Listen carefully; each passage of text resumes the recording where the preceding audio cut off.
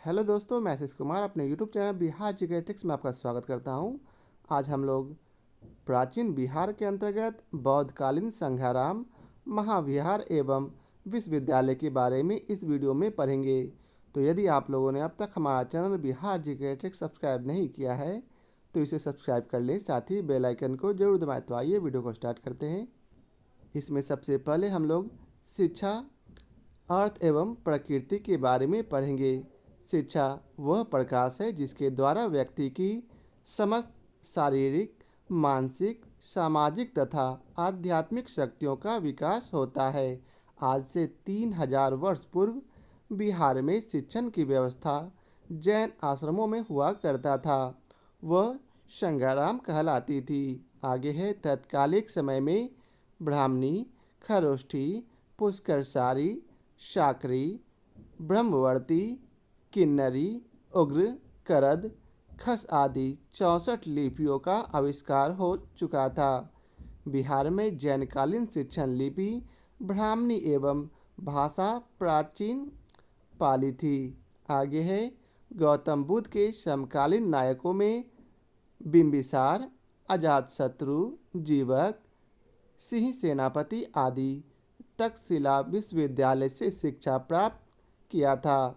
जीवक आयुर्वेद शास्त्र के स्नातक था, तो बिंबिसार, अजातशत्रु और सिंह सेनापति युद्ध शास्त्र के। वैद्य जीवक ने वहाँ आयुर्वेदाचार्य आत्रेय से शिक्षा प्राप्त की थी। इससे इस बात की पुष्टि होती है कि बुद्ध पूर्व भारत में विश्वविद्यालय की स्थापना हो चुकी थी। बिहार के तात्कालिक उच्च कुल के लोग संघाराम से शिक्षा प्राप्त करने के बाद महाविहार में प्रवेश पाते थे।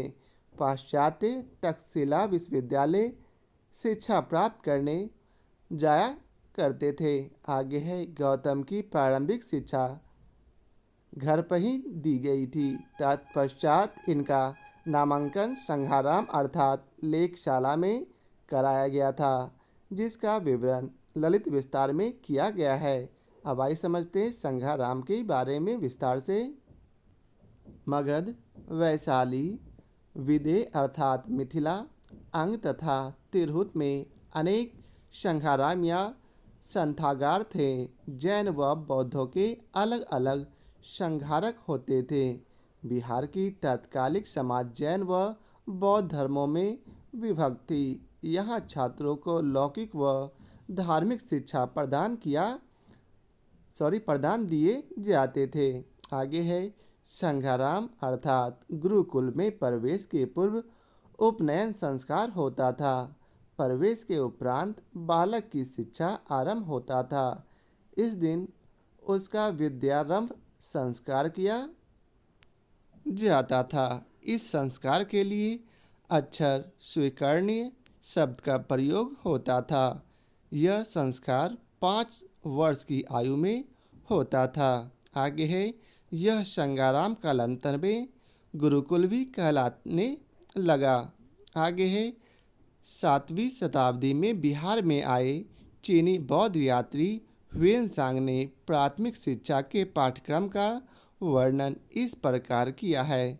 बालकों को प्रथम 6 मास में सिद्धिरस्तु नामक बाल पोथी पढ़नी पड़ती थी। इस पोथी में 12 अध्याय और वर्णमाला के 49 अक्षर थे, जिनको विभिन्न क्रम में रखकर 300 से अधिक श्लोकों की रचना की गई थी। 16 माह के बाद बालकों को अग्रकृत 5 विद्याओं की शिक्षा दी जाती थी। वे थे शब्द विद्या, तर्क विद्या, चिकित्सा विद्या, आध्यात्म विद्या और शिल्प स्थान विद्या। इस प्रकार संघाराम के पाठ्यक्रम में धार्मिक और लौकिक दोनों विषयों को स्थान दिया गया था। अब आइए समझते महाविहार के बारे में विस्तार से। बौद्धकालीन बिहार में लौरिया, नंदनगढ़, सोमपुरी, तिलधक, जगदल, तिल्लागढ़, फुलहरी, व्रजसन, चेचर अर्थात श्वेतपुत्र, रामपुरवा, मूंगगिरी अर्थात मुंगेर, पाटलिपुत्र, राजगृह, कुसुमपुरी, नालंदा, कोटीग्राम अर्थात राघोपुर, चंपा, उल्काचेल अर्थात हाजीपुर, उरुवेल, अम्बलट्टिका, उदंतपुर अर्थात बिहार शरीफ, गोरखगिरी अर्थात बाबर पहाड़, बुधपुर अर्थात बख्तियारपुर आदि महाविहार थे। यहाँ लौकिक व धार्मिक शिक्षा प्रदान दिए जाते थे। संघाराम के उत्तीर्ण छात्र यहाँ प्रवेश पाते थे। यह महाविहार भिक्षुओं, गुरुओं, आचार्यों आदियों का मठ भी था, इसलिए इसे मठ भी कहा जाता था। यहाँ धार्मिक तथा लौकिक शिक्षा प्रदान किया जाता था। ज्ञान एवं अनुभव का समन्वय करके शिक्षा प्रदान की जाती थी, जिसके फलस्वरूप शिक्षार्थी ज्ञान को आत्मसात करने में सफल हो पाते थे। इस शिक्षा पद्धति में चिंतन, मनन, स्व अध्याय इत्यादि के द्वारा शिक्षार्थियों के यथासंभव योग्य व कुशल बनाने का प्रयास गुरुजनों द्वारा किया जाता था। आगे है छात्रों को चित्तवृत्तियों का निरोध करना होता था। सत्य के मार्ग पर चलने के लिए उन्हें आत्मसंयम की दिशा में प्रशिक्षण भी दिया जाता था।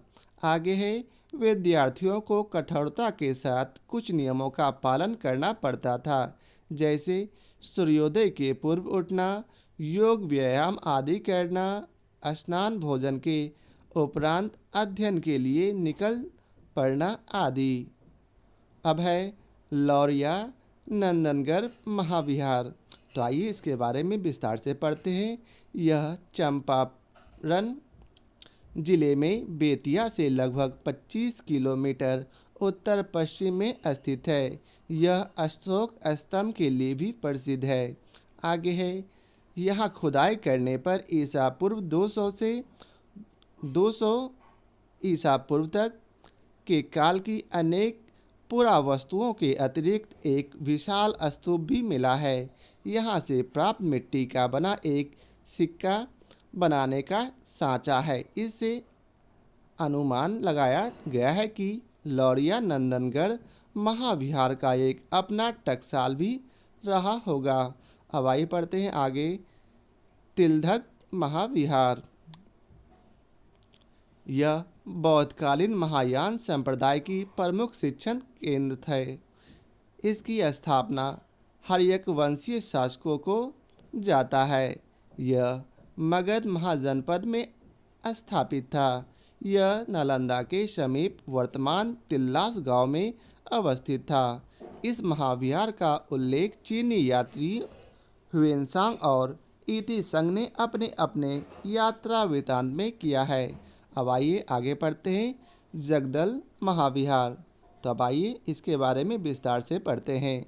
इसकी स्थापना पाल शासक रामपाल ने 11वीं शताब्दी में की थी, जो गंगा तथा तोया नदियों के संगम पर स्थित था। यह व्रजयान संप्रदाय के दर्शन पर आधारित शिक्षा दिया जाता था, जो तंत्र मंत्र, सिद्धि, उपासना आदि पर आधारित होती थी। तंत्र के सर्वाधिक विकृत रूप की शिक्षा भी यहाँ दी जाती थी। अब आगे है चेचर अर्थात श्वेतपुर महाविहार के बारे में। तो आइए पढ़ते हैं इसके बारे में विस्तार से। यह शिक्षा का अंतर्राष्ट्रीय केंद्र था। साथ ही यह बौद्ध काल में वैशाली के व्यापार का पोताश्रय भी था। यह हाजीपुर से 12 किलोमीटर से लेकर 20 किलोमीटर पूर्व तक गंगा के किनारे फैले हुए ग्राम समूह को नवीन अनुसंधान के अनुसार श्वेतपुर कहते हैं। इसमें चेचर नामक ग्राम प्रमुख है।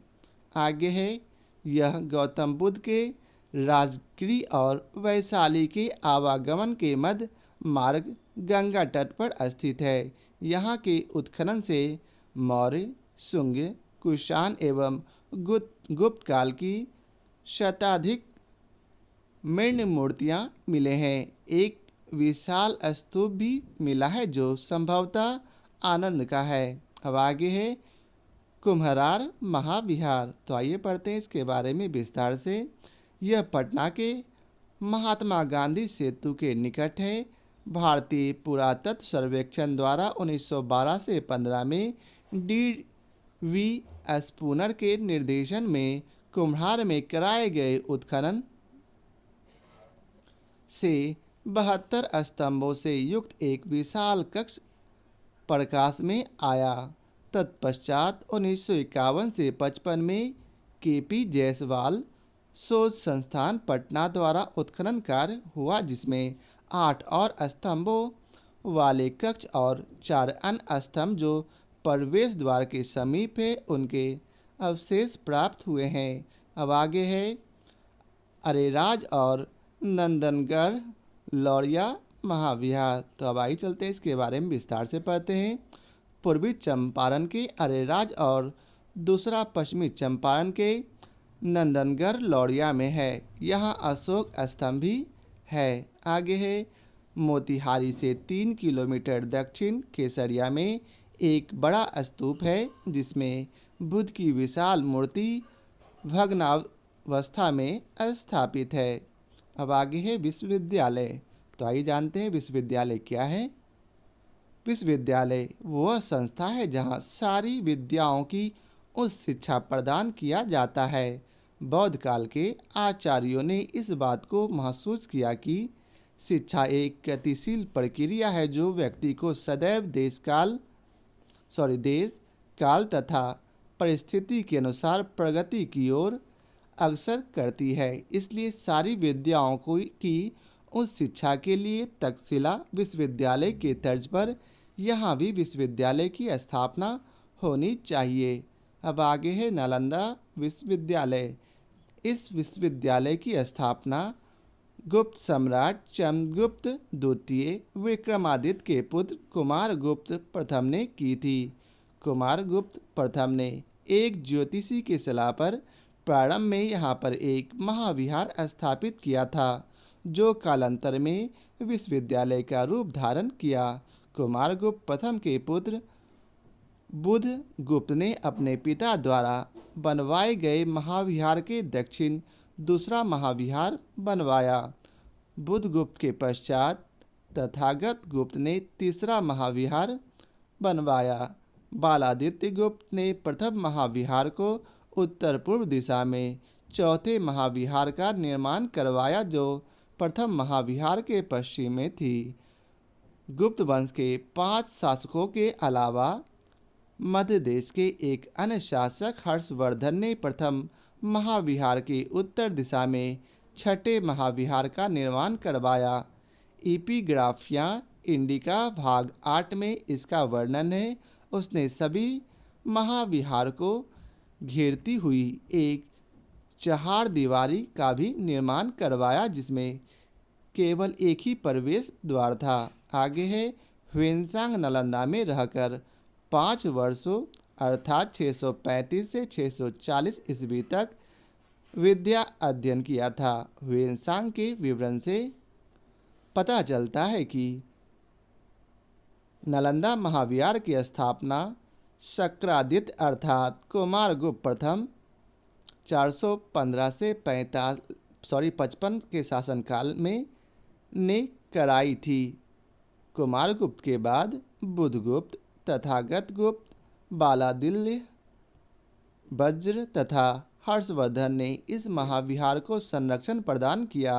सम्राट हर्षवर्धन ने नालंदा महाविहार के लिए 100 ग्रामों का कर स्वीकृत किया था। आगे है पूर्णवर्मा नामक सम्राट ने गौतम बुद्ध की 80 फीट ऊंची एक कांस्य मूर्ति महाविहार में स्थापित कराई थी। आगे है ह्वेनसांग के समय यहाँ 10,000 विद्यार्थी विद्या अध्ययन कर रहे थे। 1500 से अधिक आचार्य थे। आगे है नालंदा के धर्मगंज में 3 विशाल पुस्तकालय थे जिनका नाम रत्नासागर, रत्नोदधि तथा रत्नरंजन था। रत्नोदधि पुस्तकालय का भवन 9 मंजिला था। सभी विभागों में पांडुलिपियों की प्रतिलिपियां तैयार किया जाता था, जो निरंतर चलता रहता था। आगे है, नालंदा विश्वविद्यालय के अंतिम कुलपति राहुल श्री भद्र थे। इन्हीं के कुलपति काल में बख्तियार खिलजी ने 1197 के अंतिम माह में आक्रमण कर इस विश्वविद्यालय का विनाश कर दिया था। अब है उदयपुरी विश्वविद्यालय। इसकी स्थापना पाल वंश के प्रथम शासक गोपाल के द्वारा की गई थी।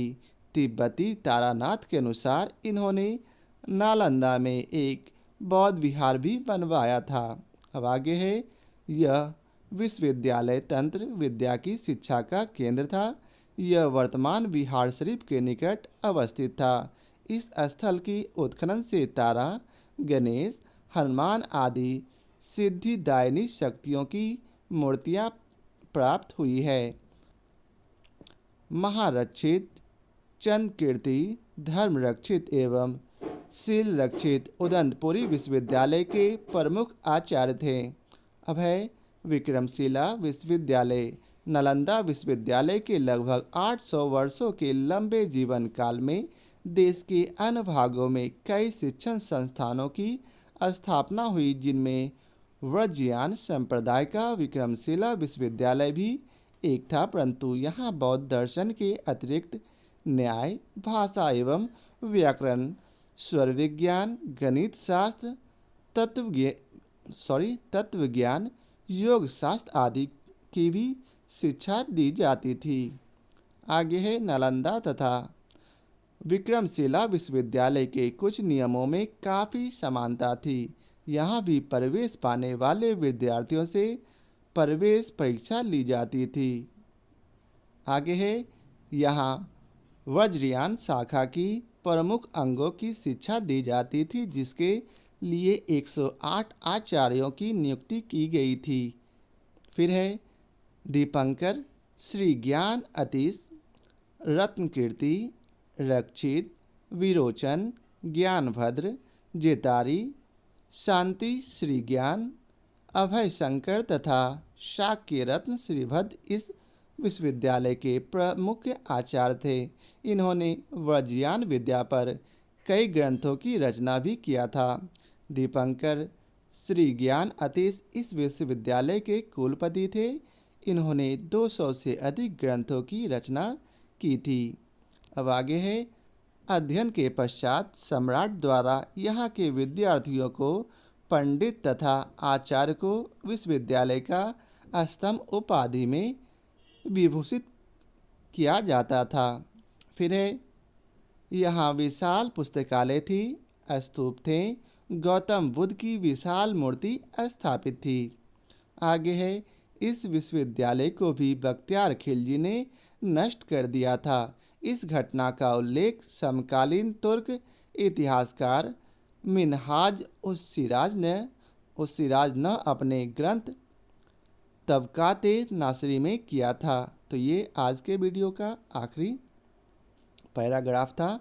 आशा करता हूँ आप लोगों को हमारा यह वीडियो पसंद आया हो। यदि आप लोगों को हमारा यह वीडियो पसंद आया हो तो इसे लाइक और शेयर ज़रूर करें। फिर मिलते हैं नए चैप्टर के साथ। आज के लिए बहुत बहुत धन्यवाद।